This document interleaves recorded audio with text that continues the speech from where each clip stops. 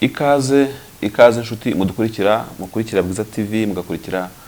bwiza.com aho muri hose. Nzi neza yuko muri inshuti zacu zakadasohoka kandi ko igihe ku kindi mutegereje. Ese uyu munsi muri hirya no hino turababwira iki, turaganira kuki?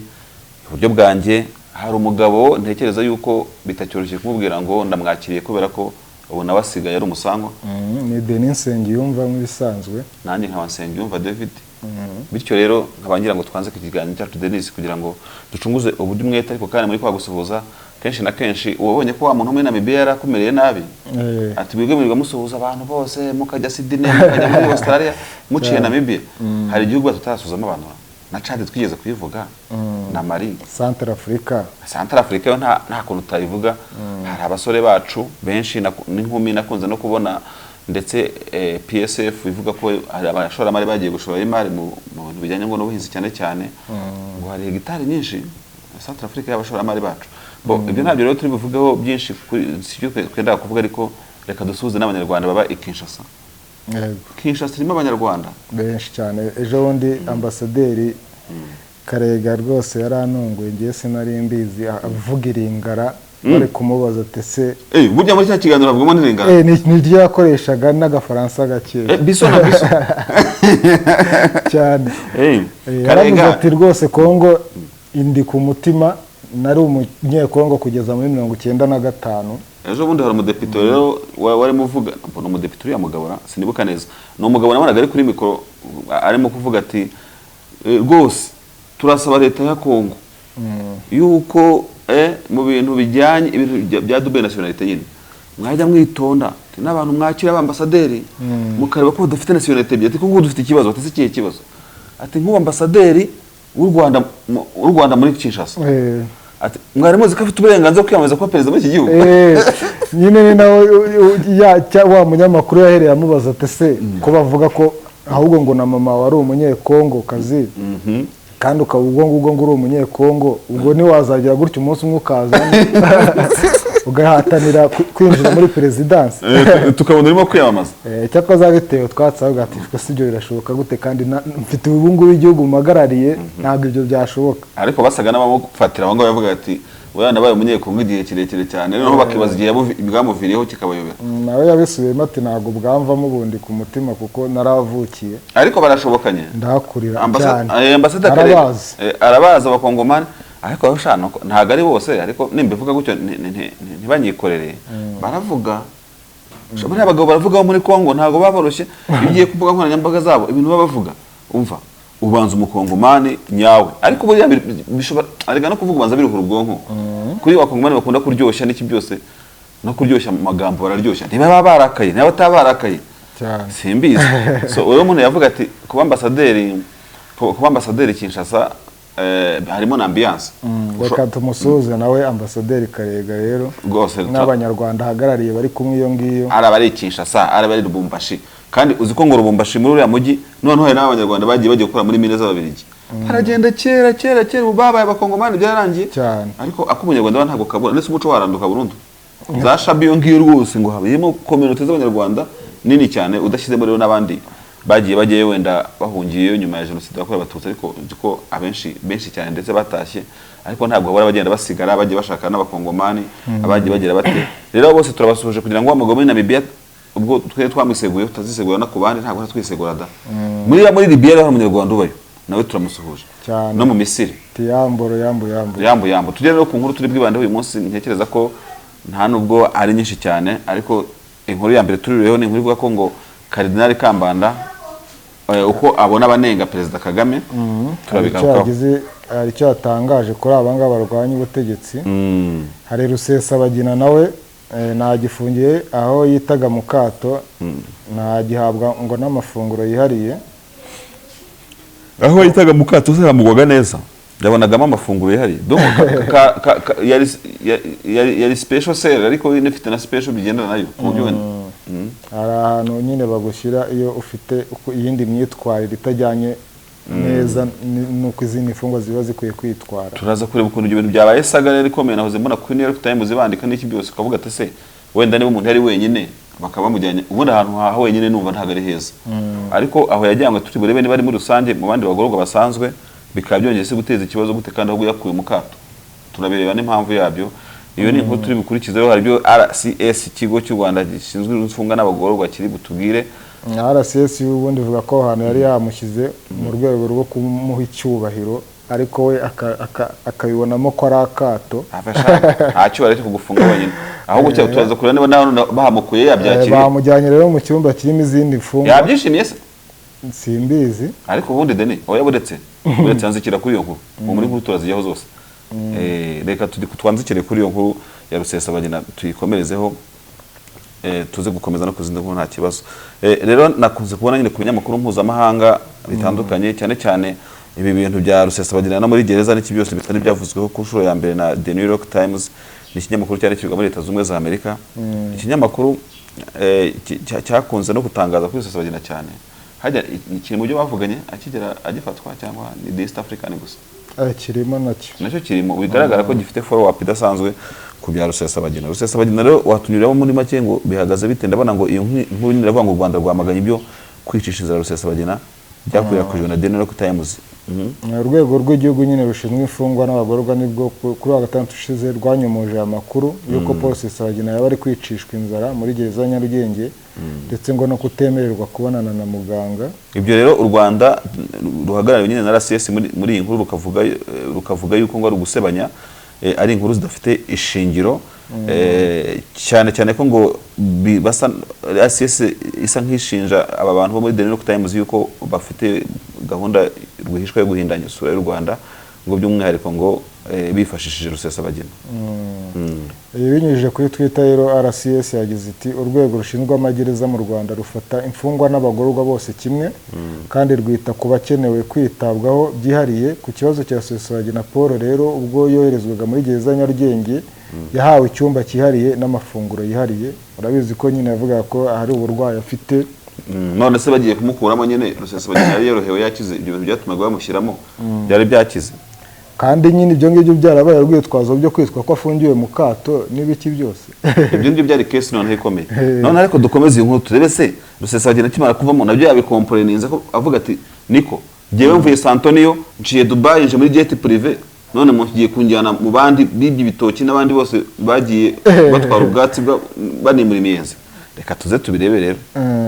Hano RCS komeza uvuga ngo mu minsi ishize yashyizwe mu cyumba rusange kirimo n'izindi mfungwa nyuma yo kwinobera icyo yise gufungirwa mu kato. Ubwo twabonye umujyo ibindi bitaba mu kato, ibintu bitaba mu magereza yo mu Rwanda. Kuri ubu ahabwa ifunguro rimwe nk'izindi mfungwa, kandi abonana na muganga igihe cyose abikeneye nk'uko byari bimeze na mbere. Rusesabagina uri imbere y'ubutabera bw'u Rwanda, bavuga ibyo aregwa hano. Tukareba New York Times rero, ndabona hano iki kinyamakuru ni igihe cyabyanditse kivuga yuko nyine ngo New York Times ngo ari umusangirangendo ngo w'umuryango wa Rusesabagina. Abasangirangendo muri si najyaga ngira ngo ni ijambo rikoreshwa mu ntuza, abanyamakuru nabo bazi gucura amagambo rikoreshwa mu bya pèlerinage n'iyobokamana cyane. Baribaza rero ni kimwe mu binyamakuru byo hanze hashize igihe bisohora inkuru ziteye kwibaza ku Rwanda, ndetse rimwe na rimwe zakwitwa ubushotoranyi. Byagera ku kibazo cya Rusesabagina ngo kino kinyamakuru ngo gisya kitanzitse. Rero New York Times ni ikinyamakuru nacyo kiri mu binyamakuru bikomeye cyane ku isi birumvikana, ariko ntekereza yuko niba New York Times ihagurutse ikavuga nicyo nyine nubwo niyo PR ya RCS ifite mu nshingano igakora, nta kibazo nyambibonamo Deni. Ntivuga nyine New York Times, abanyamakuru barandika, kandi abanyamakuru nabo barabizi bashaka nyine ikintu kimakinga news. Niba ari na fake news u Rwanda niyomoze, nzi ko ari abakozi babihemberwa baba nicyo kintu guhera mu gitondo basoma ibyanditswe. Iki kinyamakuru abizi ko na Trump ntago bajyaga bacana, bahoraga rwambikanye ari CNN, uzi ko babaga mu bantu batavuga rumwe na Trump gusa akaba yabaga hafi na cya kinyamakuru kindi, ntabwo nkibukana n'ubimaze no kwibagirana,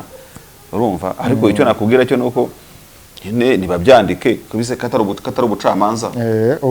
RCS iravuga ko ubu ngubu rwose Rusesabagina ari guhabwa amafunguro amwe nk'ay'izindi mfungwa, none se urumva kandi abonana na muganga igihe ari ngombwa, kandi ngo niko bisanzwe. N'ahandi hejuru se twabonye yari yafungiwe kubera ko afite uburwayi bwihariye, nabwo yahabwaga ifunguro risanzwe. Yahabwaga ifunguro ryihariye. none se ubwo bakavuga ko umva hatarimo difference gushaka gukura umuntu mu nzu kubera ko ya complainings urumva ariko wamukuramo ukahana umujyanye ukajya mukuramo izindi component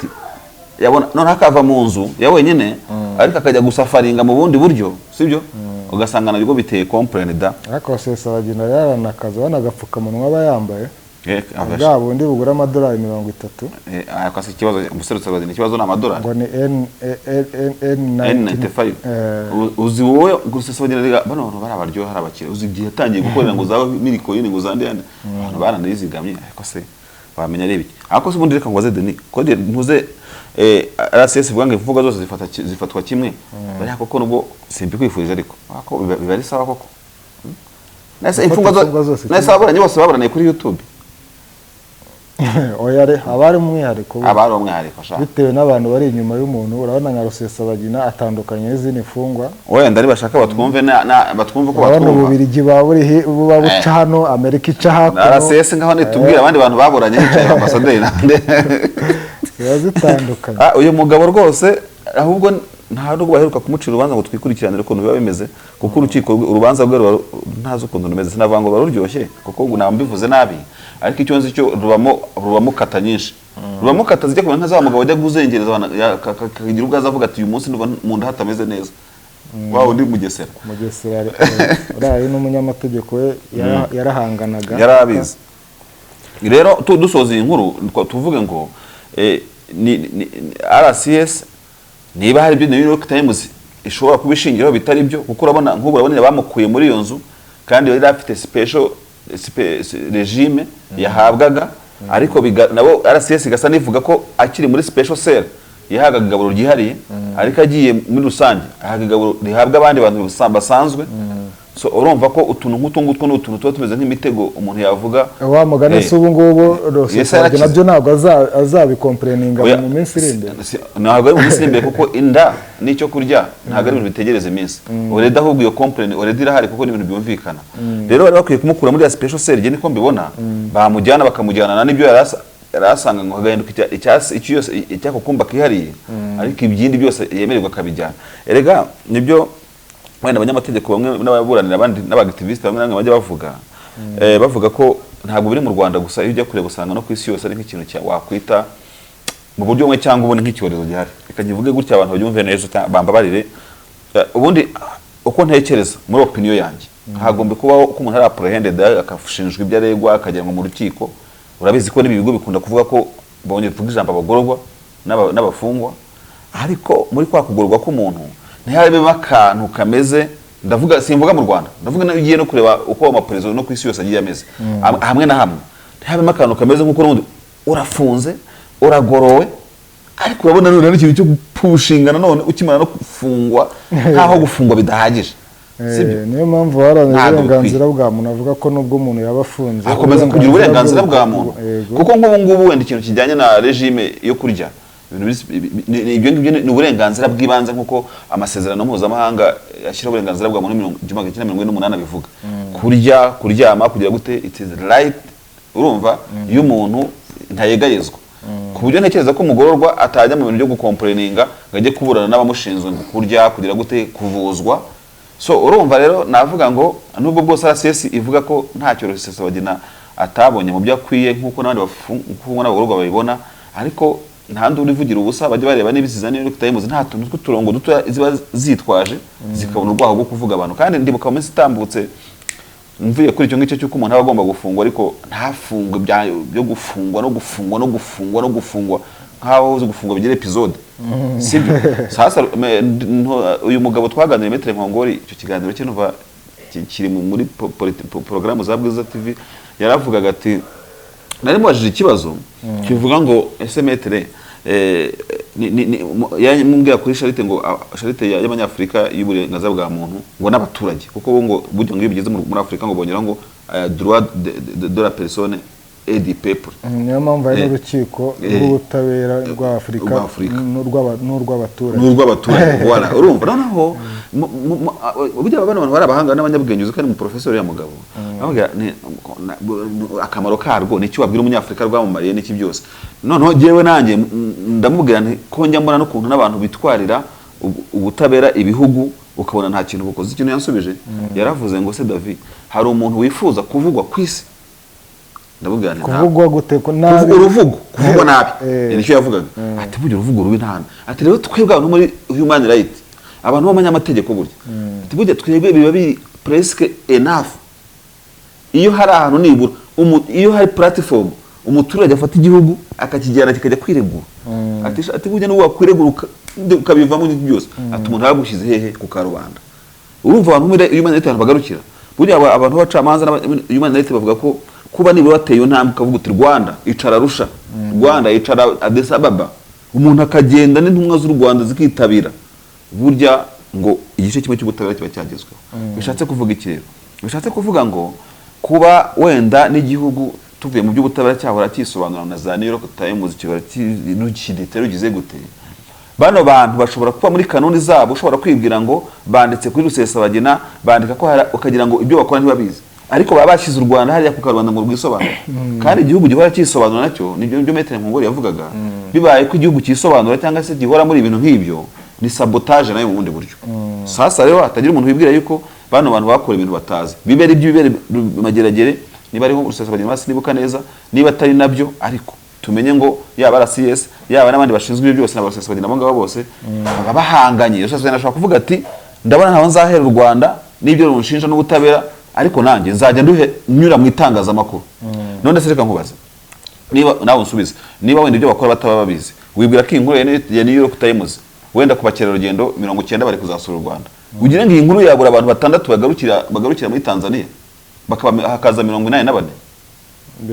Birashoboka wenda ivana, kuko ntabwo tuba dufite ayo makuru y'umuntu wasomye iki kinyamakuru utari mu marangamutima ngo avuga ati New York Times iratubeshyera. Abantu basoma New York Times ku isi ni benshi, abantu nibwira ko ujanishije abantu bari bufate amakuru ya New York Times ko ari fake news ugakora ijanisha. Ngiye ntabwo nakoze ubwo bushakashatsi, ariko ndemeza ko abenshi nawe bashobora gufata ukuri kwa New York Times kurusha ukuri kwa RCS cyangwa se ibi binyamakuru birimo kugenda nyuza hebingiye. So biradutobera rero. Tukivuga rero iby'imfungwa n'ubutabera, reka turebe no nkuru ya Karasira n'urugo rufite. Avuga ko urwego rw'igihugu rw'ubugenzacyaha ruvuga ko rwafatanye Karasira Aimable amafaranga y'u Rwanda arenga miliyoni 30. Shayo utayavuga umubare yasobanura inkomoko yayo. Azi ko watuma njabuka ikiganiro. Izi miliyoni nyinshi. Hari inkuru abantu bajyaga bavuga ati rwose izi ngizi n'ipusi ntabwo yazisimu. Yavuga rero ngo ko ari amafaranga yaba yarahawe n'ababa mu mahanga bamutegeka kuvuga ibyo ashaka. Koko se barayamufatanya. Umuvugizi wa RIB Murangira Thierry yabwiye itangazamakuru ati nyuma y'ifungwa ryo kwa 31 Gicurasi n'iperereza ryakozwe byagaragaye ko Karasira Aimable afite imitungo cyangwa se amafaranga adashobora gusobanura inkomoko yayo. None se Karasira igihe yakoreye igihugu akigisha akagera gute mu mitungo y'iwabo, mitungo y'iki byose miliyoni 30 n'amafaranga menshi. Professeur muri kaminuza yakagana kuri reka tuzumve n'abazisobanura. Urubanza rwa Karasira nabwo urebye nabi barushyira kuri YouTube, twajya ku Rukavaringa tukareba yajya bahindurira cyangwa se akabashyiramo rap cyangwa za Murangira yaravuga ko ayo mafaranga arimo ibihumbi 10 by'amadolari y'Amerika byafatiwe mu rugo rwa Karasira. Ibihumbi 10 by'amadolari no rufite rukomeye. Amayero 520, amafaranga y'u Rwanda miliyoni 3 n'ibihumbi 142. Karasi bute bajya kugenda duhura mu buryogo ugenda nk'umuniga ufite urufite rungana gutya. Ngo yarafite na miliyoni 11 kuri mobile money. Dore faranga wa mugani w'abagabo bageze umupira ngo hahiye mbega amafaranga miliyoni zingana gutya. Ariko se hari ubwo mategeko rero ngo gusobanura umuntu yakuye inoti kireka n'inkorano. Ngo ari igihe uvuga none se waba utafite akazi kazwi, none se ari mu nzego za leta ku buryo ryozwe nuze ubundi umuntu mu nzego za leta ariko bazati sana imitungo yawe turebe iriya nzu wayikuye hehe muri no myaka 2 umushahara yubatsemo igorofa gutyo. Nese Rusesabagina rwo yagikorera leta yibaza ko imaza kera ahubwo Karasira nako yibaza ko imaza kera. Okay, wenda ibyo ngibyo turabibona mu itangazamakuru ni na gahunda za RIB kuko Dr Murangira bivuga. Ubundi sasa dossier navuga ngo ziryoshye sibyo zizabera mu rukiko. Karasira mbega urukiko rwa Karasira, mbega urukiko n'urubaza rwa Karasira ntabwo nzaruburamo. Asobanura hano n'amafaranga yavuye, azababwira ati giye YouTube yanyishirizaga nakoreye igihugu igihe kingana gutya na gutya ahubwo ari nandi mutazi. Ikibazo nuko Karasira atari umuntu wasaga nk'umuntu utunze aya mafaranga. Amafaranga asa n'umuntu baravuga ngo ntabwo nuka ngo ntabwo avuga abesha byihorera. Ndibuka ari bank nagiye kubikuzamo kera nuko nangiye kubikuzamo rwose mfite sheke ariko iyo story rwose reka nawe tuyizane nangiye kubikuza 5000 kuri sheke nahita yaranshiriye hano ku rugendo kandi mbona ari yasigaye kuri konti hari mu 2012 ndabyibuka ngiye mu karere ka Nyanza ngeze hano Nyabugogo ni Isunga Bank mwe sinayivuga mu izina rwose bahita ndabizi bahita bandera hejuru ntabwo boroshye noneho umukobwa wari muri gisharande banyine nagaciye muri iyi nkuru arandeba ngo patron ngo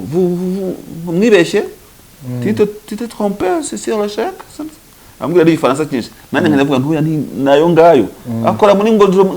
nibeshye aranasubiza chèque sha yari rongo ngahe yariho je nyine hariho 5000 bitano kuri sheke yumvaga atarije kubikura oya yarandebye bari shepu yanjye urumva uruhara rwari rukiri uruyenzi arayanyima ngiye hirya umusore wari hirya ibanza uruhara kuntu abantu bo muri gisha za gutya nuri hirya barimo yumva ibintu niki also abana twananiye kumvikana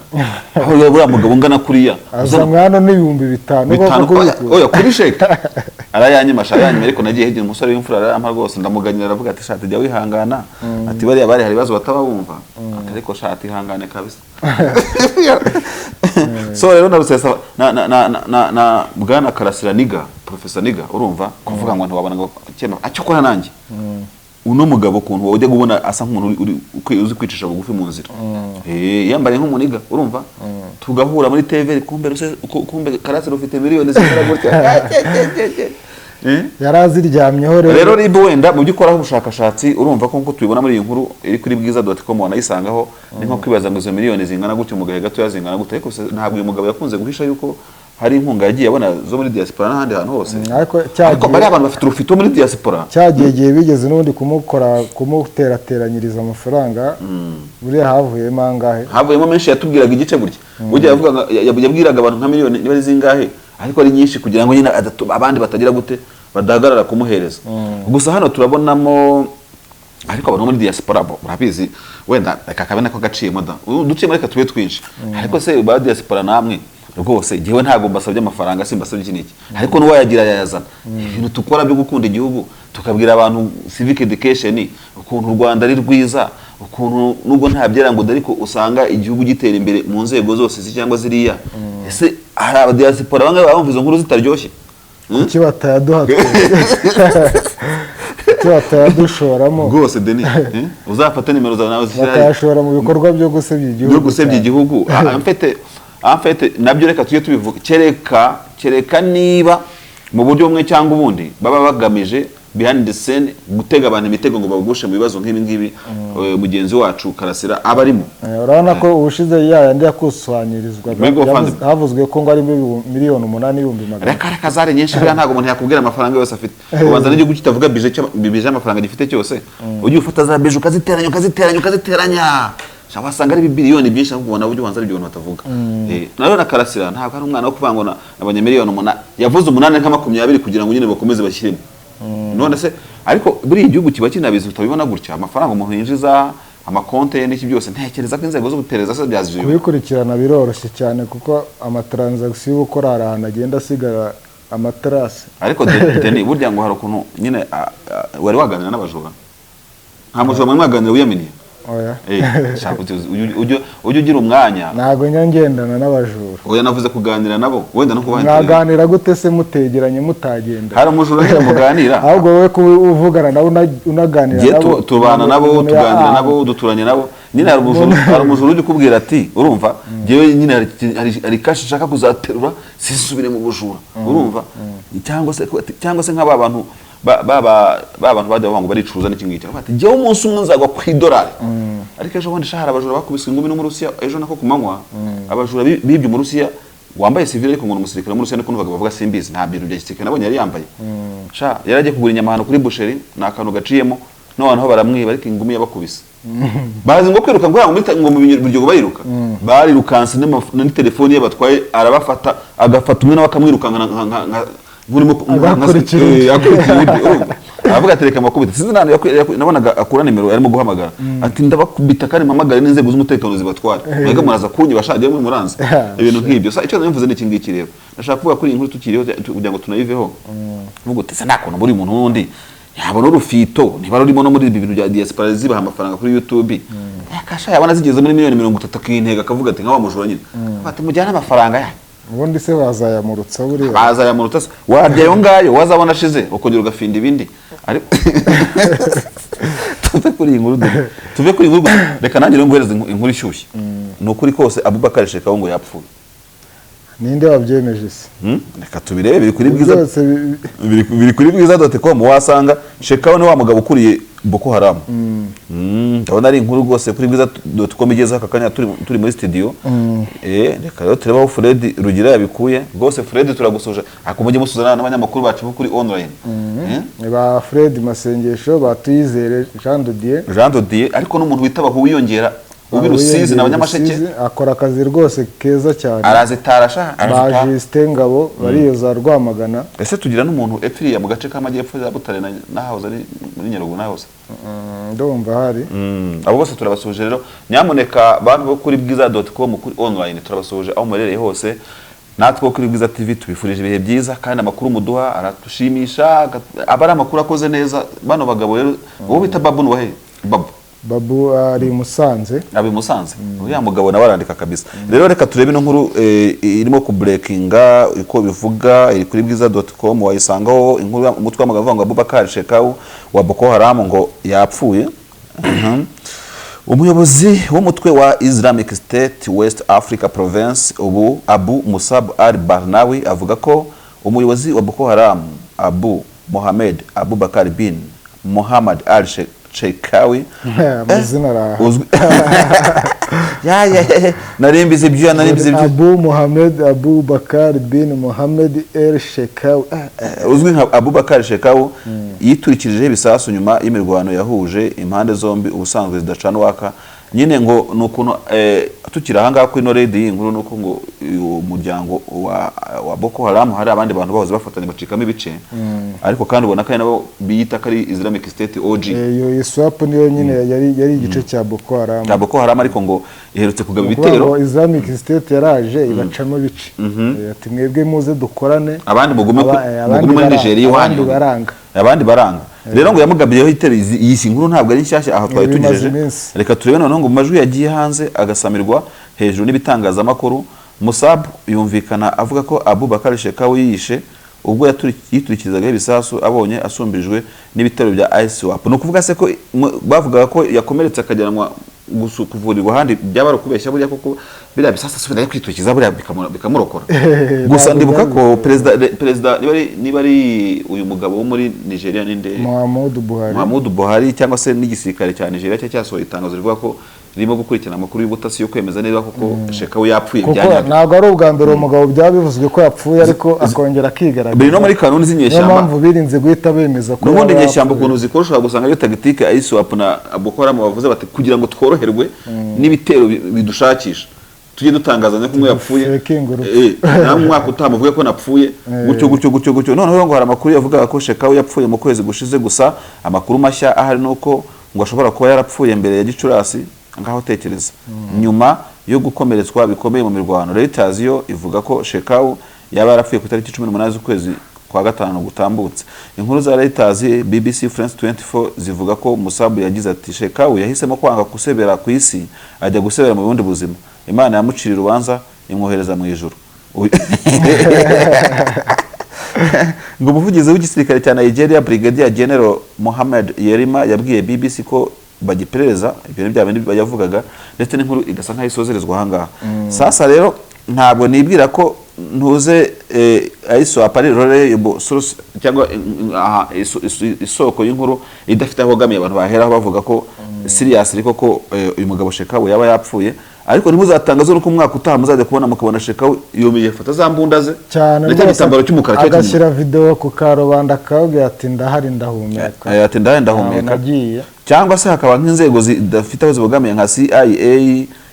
anoze rwa rwego rw'Amerika rw'ubugenzacyaha ni ruhe nanjye kuvuga ngo ni RIB CIA oya rwa rw'ubugenzacyaha FBI nibo babitubwira tukafa kubyemera deni urumva ko nanone ubwo nta wapfa kubyemeza tukiri muri Nigeria rero wibuke yuko ku munsi w'ejo niba atari umusibe ejo rwose leta ya Nigeria yasohoye itangazo ravuga ati duhagaritse Twitter bahagaritse Twitter muri Nigeria bose bayikuraho ubu nta mu Nigeria urimo gukoresha Twitter cyane bati mwebwe murasebya perezida wacu mukiha no kuvuga ngo yavuze ibintu bitari byo. Rero perezida wa Nigeria Muhammadu Buhari ngo yaraherutse kubwira aba bantu nyine b'inkozi z'ibibi n'iki byose avuga ati ariko mwebwe ryajambo rikunze gukoreshwa n'abajenerali ngo turimo gushaka umuntu twabagurukira tukababwira mu rurimi mwumva.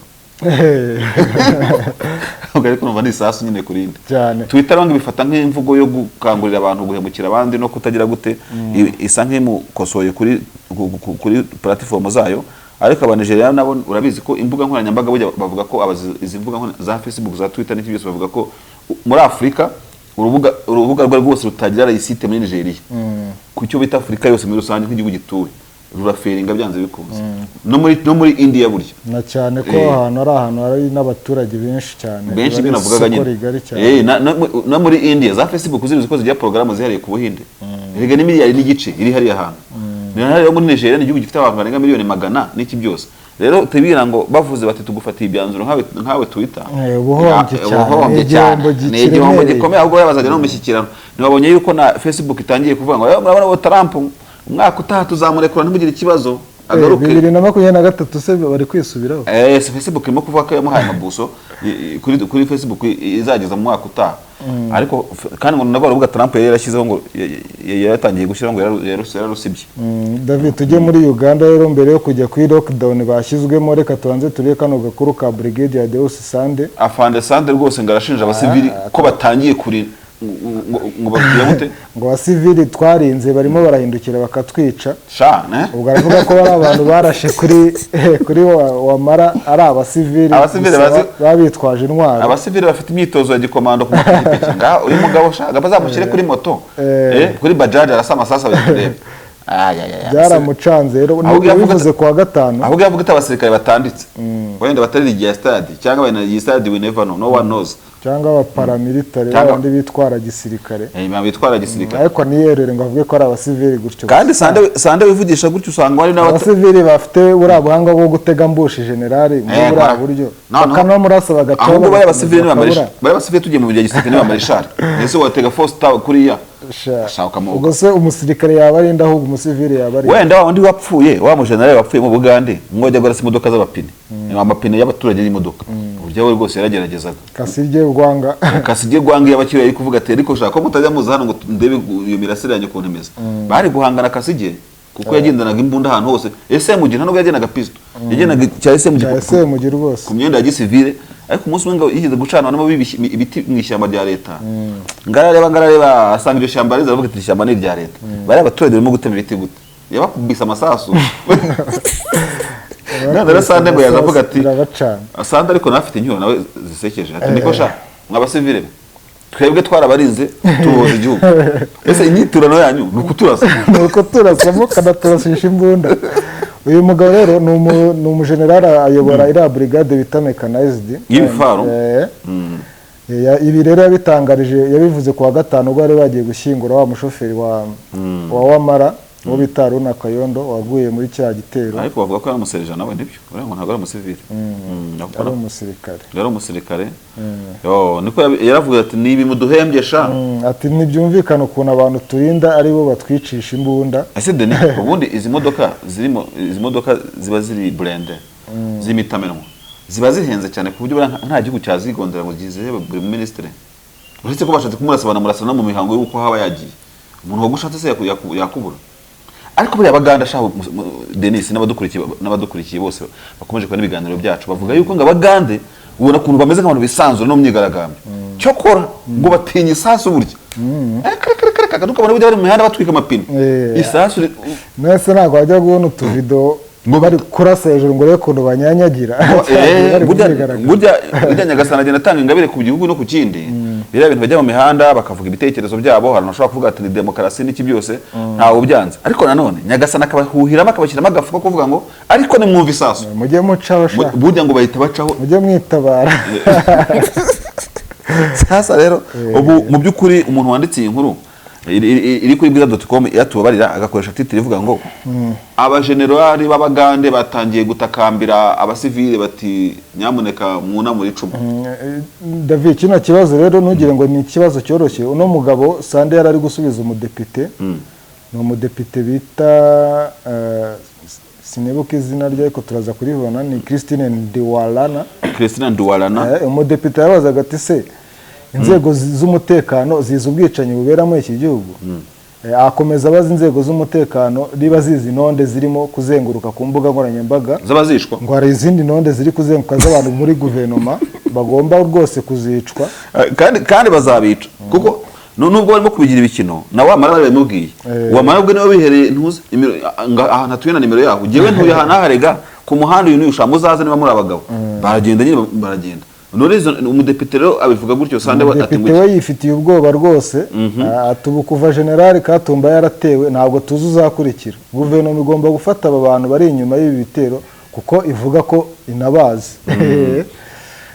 sande sakamusubiza ati natwe gashaturugarijwe rwose honorable taba civile se okagira twarabohoje none barangije baratuboshye pe shaka kwerekana ko umusivili isa yagutungura akabigasekwa nk'akeza ndibuka igihe kimwe twari turimo tureba imyitozo ya karate hari ahantu bita muri kanki garage gabera imyitozo mu kiriziya gihari kera nyine muri za 19 na kangahe na 20 na kangahe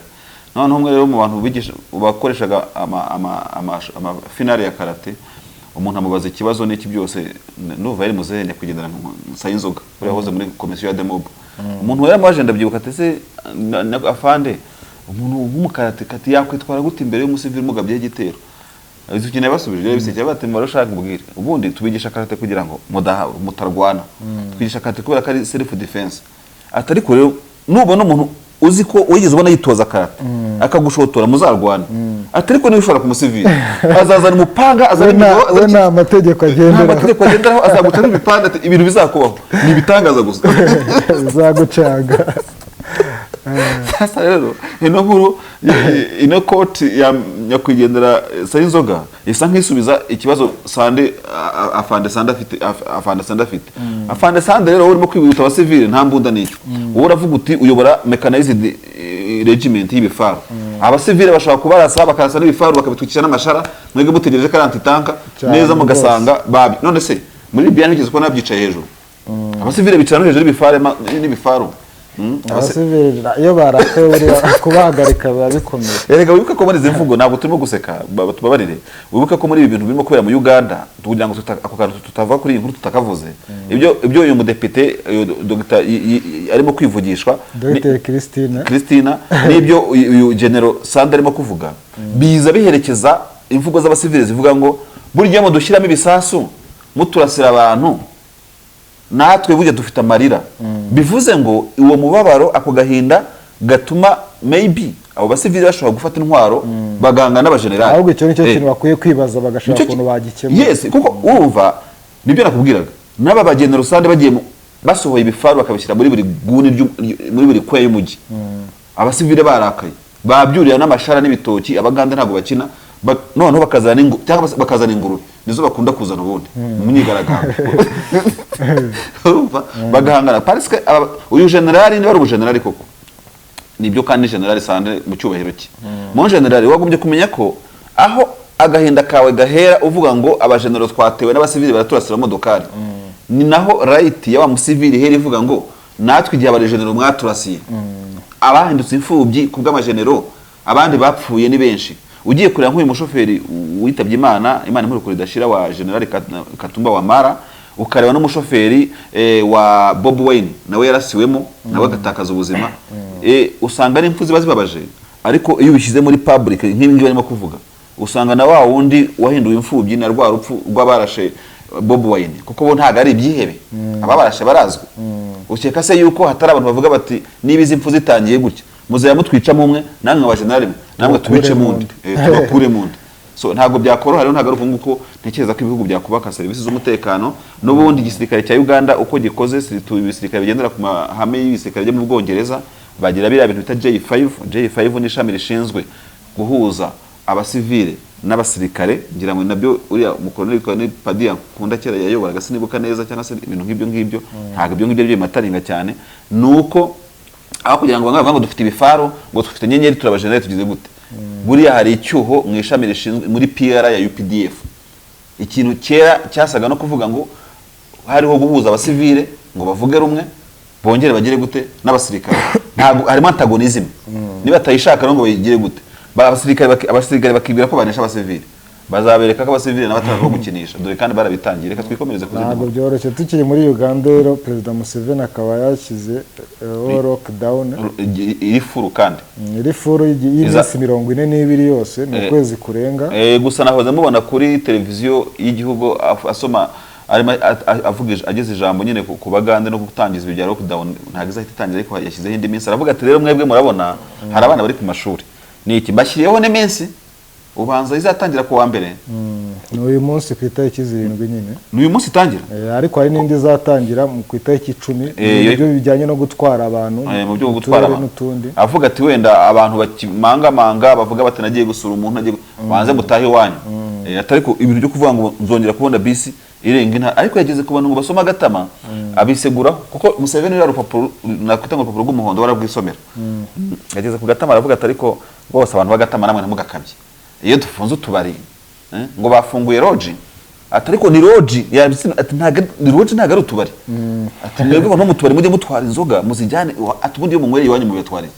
Ariko buryo baza kumuha nk'ijambo bagatelefona kumubwira bati wowe uzi inzoga inzoga yo mu rugo ukuntu bimeze, abana basimbagurika imigozi bagira gute n'ikindi byose barimo bareba bitente. Kubera rero ngo amashuri yahagaritswe, ibintu by'ibiterane byo mu kiliziya n'insengero nabyo ni uguhagarara. Ku itariki 10 ingendo hagati y'uturere nazo zizaba zahagaze ukwezi n'igice. Ni nyuma rero ngo yaho Uganda ngo rwose ejo bundi ngo Minisiteri y'Ubuzima yatangaje ko abantu 1259 banduye virusi ya corona nshyashya, variant nshya cyangwa isanzwe. Ariko abo bari bo bose niyo variant yabiki. Urabona ko aba bantu ku munsi hari ku munsi umwe, ntago hano baswana ari ku munsi umwe no muri Daily Monitor. Ndabona bavuga ngo kese nshya bigaragaza ko n'umubare harimo 9 bapfuye. Bakavuga ko rero nyine okay niyo bita second wave. Urabona ko twebwe second wave igihugu cy'u Rwanda cyayivuyemo, iri yabaye mu kwa mbere. Bo rero abaganda ngo bakijya muri second wave, ubwo ni wave isanzwe idafite wenda ikindi kintu ishingiyeho no kuzamuka kw'imibare birumvikana. Sasa rero izi nkuru twumva yuko Uganda yasubiye muri lockdown, twebwe twanayivuyemo, iyo bagiyemo twayivuyemo, bigaragaza yuko nta muntu ukwiye kwirara ku bijyanye na COVID-19, kuko anytime isaha yose lockdown abantu bayijyamo. Urabona ko Museveni avuga ko ngo hari ahantu mu turere tumwe na tumwe twibasiwe abantu 500 ngo bandura buri munsi. Birakabije kuko urumva iyo igihugu kidafashe ingamba ziri serious zifite iyo continuance ifatika, hakabamo iyo discontinuance no kuvuga ikintu kuvuga ngo ingamba ngo zikomeze zohereza uko zari zimeze, hakabamo kudohoka. Kuko impamvu ntabwo dushinja abaturage ngo kudohoka mu buryo bumwe na none, nuko izi ngamba za covid ntabwo zaryohera Denis. Buri muntu wese buryo ubona ko twambara agapfukamunwa tugakaraba ibintu tukagira gute, hari ibintu uvuga ngo birasanzwe, ariko buri wese kuko agapfukamunwa ntabwo ari karemano k'umuntu iteka n'ubwo kamurinda indwara, ariko abafite tendance muri reflex za muntu imbere, uba ufite tendance yo kuba kavaho. So rero bene izo reflex zikubwira ngo ndirinda, ariko kandi karambangamiye, bituma iyo nk'ibihugu n'abyita ibihugu binini simbizi ntabwo nagendera kuri iyo ntuze, kuko nta gihugu gito kibaho, ariko kandi bivuze ngo kudohoka n'ikintu kiba cyoroshye, n'inzego zibishinzwe bazadohotse kesi nk'izi zikazamuka. Utubari nkuko bivugwa tugakomeza gukora dufunze, abantu batureba sibyo, batutubare ntabwo dukora, ariko byereze kanyobwa we hatagira abandi amabuye da. Icyo ngubwiye cyo nuko akenshi na kenshi muri ibi bihugu, iyo ngiyo hari igihugu Janvier Pipo turamuzi, no ukunda kuvuga ngo igihugu ngo bita Vanuatu, ngaba yanga kwiteranya ibintu byose abishyira muri Vanuatu, ati muri Vanuatu rwose tubari dukora dufunze kaka kandi unyuraho ngo ahantu ntashaka kuvuga wanze kubaraburiza ngo gakora buriye. Urumva so ibyo rero urumva kudohoka ntabwo ari byo, kuko mwibuke twibuke abagande bibuke n'abandi bose igihombo kiva muri lockdown iri furu, ukuntu abantu ubuzima bwa bwahagaze. Nkabona rero ari kwikwiye yuko abantu dukomeza kubahiriza ingamba za COVID-19 kugira ngo tudacikwa, wenda tukazabona na lockdown ya gatatu kandi bitwara kushoboka kubyirinda. Nyamuneka ujye ubona abantu ku muhanda bakwepa, akabona kwasiteri ya polisi kakamodokari akabazamuye akabagize gute. Reka tugerageze dukarabe intoki kenshi gashoboka n'isabune, dukomeze twambare agapfukamunwa kenshi gashoboka mu buryo bushoboka bwose turi mu ruhame cyane. Noneho kandi n'izindi ngamba, inkingo zaraje, twebwe hano mu gihugu cy'u Rwanda bamwe bamaze gufata urukingo rwa kabiri, ngira ngo bari AstraZeneca na Pfizer, haje n'izindi na France yemeye izindi. reka abantu bakomeze bikingize. Hariho n'imvugo nkuze kumva mu rubyiruko ngo ntabwo nzikingiza nibi ibintu nk'ibyo ngibyo, ntawe uhima, urumva. Bityo Imana izaturinde indi sad wave kugira ngo tubashe gukomeza gukora nyine tumeze neza. Abaganze rero bihangane, iminsi 42 ni myinshi cyane, ariko hari icyo buriya bazakora kandi hari icyo bizatanga nk'umusaruro, ndabyizeye. Reka rero dukomeze gukomeza tujya no ku musozo, tugaruke mu Rwanda rero dusoreza uko Cardinal Kambanda abona ngo abanenga Perezida Kagame. Iyi nkuru rero Cardinal Kambanda avuga ko ngo abanenga Perezida w'u Rwanda Paul Kagame ari abagamije inabi, ngo ntacyo bakoze mu gihe jenoside yabaga, kwimakaza ivanguramoko n'ibindi yarondoye ngo bitari byiza. Ni inkuru yakunze kugarukaho cyane cyane n'iyo ryo kuri platforms z'abari bavuga ko batavuga rumwe n'ubutegetsi bw'u Rwanda, ubona bakunze gushyira imbere bavuga ati tubonye Cardinal politique, tubonye iki n'iki, noneho bagahita banabigereranya n'abantu bakera bagara abasenyeri baba muri politique, ibintu nk'ibyo byose. Ariko ndibuka bamwe nubwo twachatingaga kuri izo mbuga za Facebook ni byose, tukavuga ati se bamwe n'abakongomani n'iki byose, iyo Fridolin Mbongo Cardinal wa Kinshasa arimo kuvuga ngo parikarization ko mudasakuza, kuki bumva ko Cardinal w'u Rwanda ahubwo sha noneho rero urabona ko Cardinal yinjiye noneho neza, sibyo? Burya koko igihugu gifite Cardinal ntabwo nari mbizi kiba gifite nacyo uruvugiro, kuko ijambo ryabo n'aba Cardinal nabyo riba ari ngombwa. None se reka ngo baze Denis tubivuga mu kiganiro cya Isanzwe na Meki dukunze no kubigarukaho n'abandi kandi barabenegura pe. Ubundi bano bantu ni bari twagira mu ngo bandi yandi bose ujya uhora wumva ikibazo ni uguhoza mu ijwi perezida w'igihugu watowe n'abaturage inshuro zingahe zose, ukajya ubona umuntu wese ntiyavuga ikintu ibyo anengeje atashyizemo perezida. Cardinal se we si umuturage, nubwo ari Cardinal byamukuye ubunyarwanda kuko yatanga opinion ye nk'umunyarwanda, ntago ari byo akavuga ati rero icyo wabagamije cyose nyine ni nk'ipfunwe byuko ntacyo bakoze, kandi ntago ari abanyarwanda gusa, hari n'abandi babyihishe inyuma, kuko buriya jenoside ni ikinego ku isi, niyo mpamvu burya bayita ngo ni icyaha cy'isi. Urumva buriya ibi bintu byuko muri jenoside abantu bakunje amaboko bagahambira bagakinjira n'ibifaru byo bakirukanka, biriya byose umuntu waragiye kiriya kimwaro kiba kimuriho. Ari byo France itakoze, ari byo UK itakoze, na Macron ejo bundi yavuze ko ari ibintu bazabana nabyo, n'abandi bintu bazabana nabyo. Ndetse hari n'ikintu njya ntekereza, ariko uzahita tugikorera ikiganiro, ariko ama ideas mpora ntanga simbizi neza, ariko ntacyo tuzabivugaho. Ikintu cyo kuvuga ngo nibi bihugu duturanye,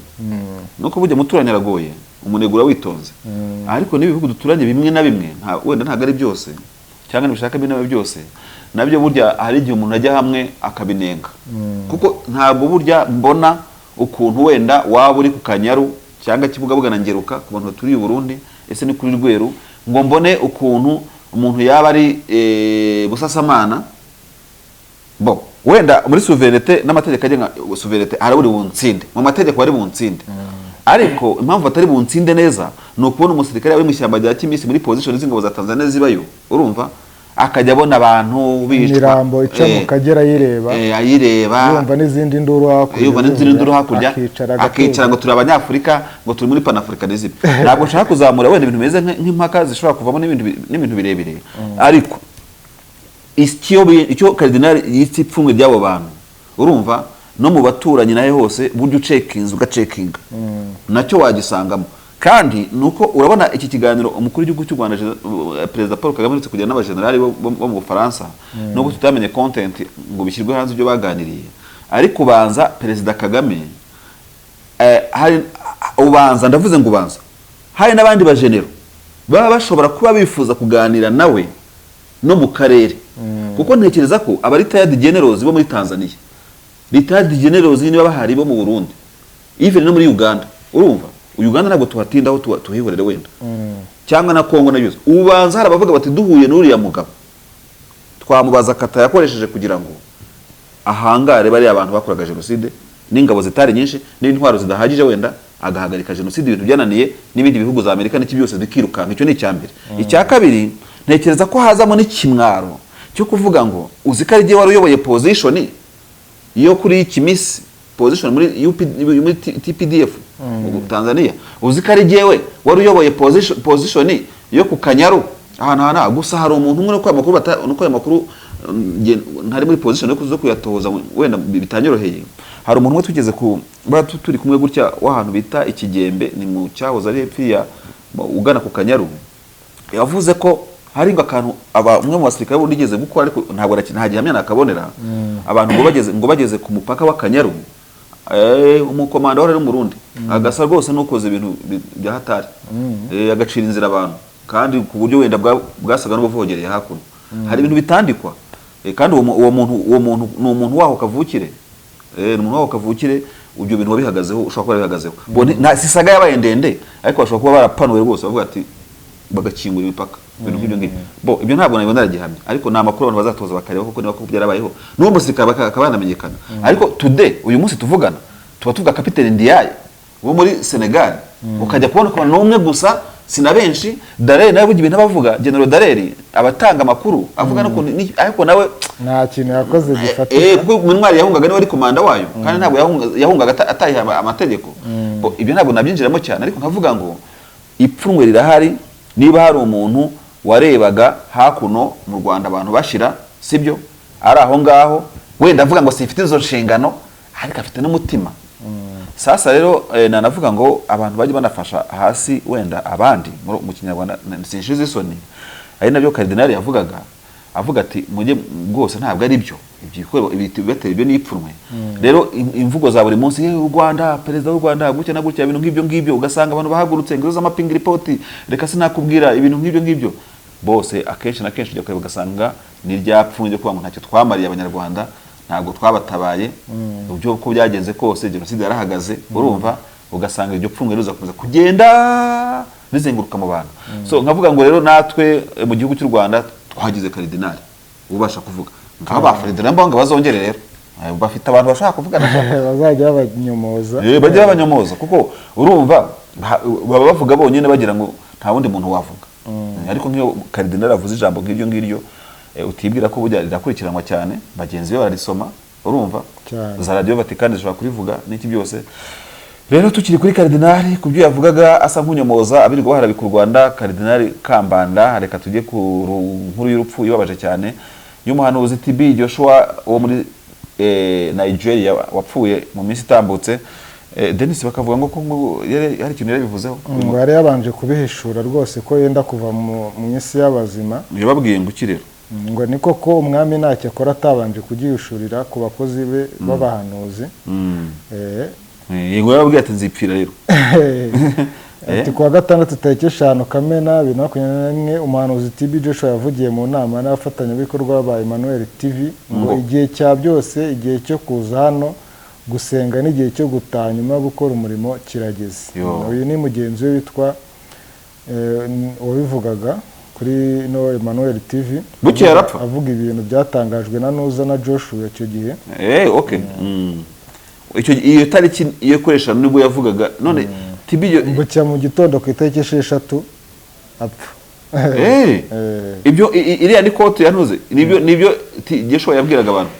kuri no televiziyo kuri YouTube. Yari muzima suko icyo gihe ari muzima rwose. Buri Imana aramujyanye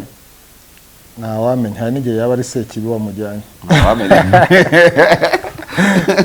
Gusa yarabihishuriwe. Yari afite imyaka 57. Umuhanuzi yari umuntu uvugwa utavugwaho rumwe wavugishaga benshi cyane kandi yari akiri mutoya, imyaka 57 ku muntu nka Joshua yari agifite n'imyaka myinshi yo gukomeza gukora. Yagiye atanga ubuhanuzi butandukanye, bumwe bukaba bwo ubundi bugaswata. Yesu yohanuraga amagufuri ariko akamukiriza n'umwana ngo yari inshuti ye cyane. Yajyaga aganura n'abantu bazaba ba perezida kwafasha kataje ngamanurera ibintu nk'ibyo. Ngani banga mbwire ko nzaba na Potter kuko ngomba guhirimbana nkaza ba Potter, ntabwo turi mu gospel talk ariko. Denis tugane ku musozo w'ikiganiro rero cya hirya no hino cy'uyu munsi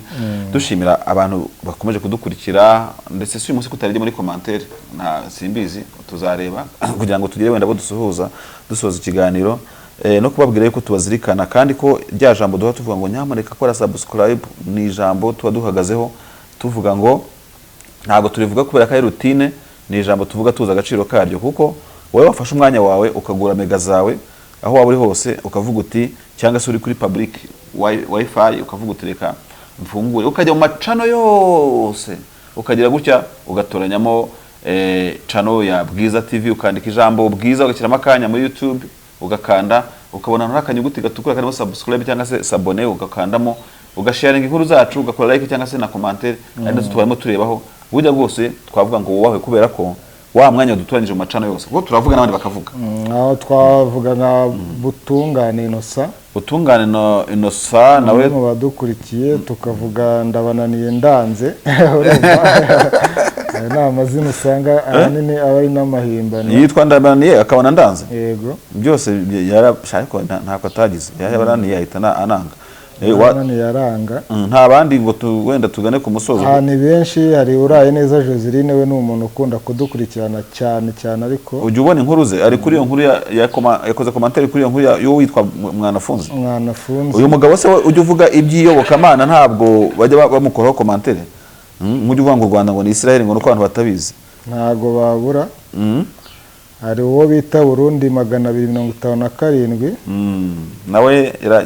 yarakoze commentaire ariko ntibibagirwe n'umugabo witwa ngo ni Health for Life ntabwo mwamamaje we iyo aho kugira ngo akore commentaire azana ibindi bintu bimeze nk'ibishegu n'iki byose urumva ngo meeting ituma umuntu atagira gute akandi ntabwo ari ni nawe umuntu ukunze gukomanta bwawe ashyiraho publicity aba yarakoze kuri subscribe urumva akanashyira kuri kakazogera nyine yabona aramukubise inkuru nawe gata kubitaho ibindi ariko aramamaza we aramamaza ngo harimo imiti we ntabwo nayivuga amazina da urumva ahita profita rwose gahita yikorera business abo bose rero reka tujye tubasuhuza tubifuriza ibihe byiza kuko umwanya wabo babaduhaye no umwanya ukomeye tutabura guha agaciro nibo ndeba izindi nkuru ziheruka kuri Bwiza TV kugira ngo turebe ko nta bandi twasuhuzaho kugira ngo twasuhuza na Yves Ruterera abahehewe ari mu Rwanda wa mugabo kuri muri Namibia ntabwo umunsi yakoze commentaire nawe ndi kubona ntawe uri kubona katurebe ko ino nkuru ya Robert na Meki niba nta commentaire bayikozeho kugira ngo tugane ku musozo ndabonaho abitwa ba Pascal Babylone ndengejeho ubu koko yitwa Babylone hari wakoze inkuru ku nkuru ya Nkongori wo bita Vesto ufite amahoro ati uyu mugabo Nkongori yahuye n'akaga mu ntambara n'ibyo yakorera ngo n'abantu abanaba cyangwa bari yakorera abahutu yabo bitewe n'iby'interahamwe zamukoreye n'umuryango we nubwo zitamwishe zamwishe ahagaze ibindi ntubivugeho ibindi ntubivugeho wenda ubwo ni byinshi ndabona birimo n'intuze n'ibintu bitoroshye kuvuga bisa uyu muntu bigaragara ko ashobora kuba muzi bashobora kuba baziranye akenshi na kenshi umuntu ukora commentaire nk'iyo arabizi noneho hano hari witwa Bernard Abahayo nawe Jeanne Paul nawe bavuga ngo igitekerezo cya Mugabe cyuko ndabona nko yaravuga ku bijyanye nuko abanyarwanda ngo bazishwa n'inzara nibanga kumva ngo leta yihute nyine bari kubaka ubutaka cya kiganiro nanze ko kizateza asaga ariko n'abanyabantu bagenda bacyumva neza bavuga bati gusa birakwiye ha Mugisha Emmanuel avuga ati komera Mugabe ndagusaba ko wazaduha ikiganiro cyuko wumva ibyiyobokamana mpaye nka rero abitwa Mupenzi Feri abitwa ba Gilles Akobe abitwa ba Salvata tuyishime n'ibindi hawa MP nawe ngo akeneye guhura na Sarongo ari ngo MP uyu mugabo sinyamubona kuri Twitter Martin baributsa nawe ndimo kumubona akora commentaire ariko hari undi witwa Mwongeri Gracious utukana kandi Mugabe yigeze kuba ati kujya nanone no kugenda ukajya gutukana muri commentaire ntago ari ibintu biba biri relevant so ndumva rero gusuhuza abantu bagiye bakora ama commentaire ni byiza aho baherereye hose nta kibazo biteye dushobora gusoreza ahangaha rero Denis kugira ngo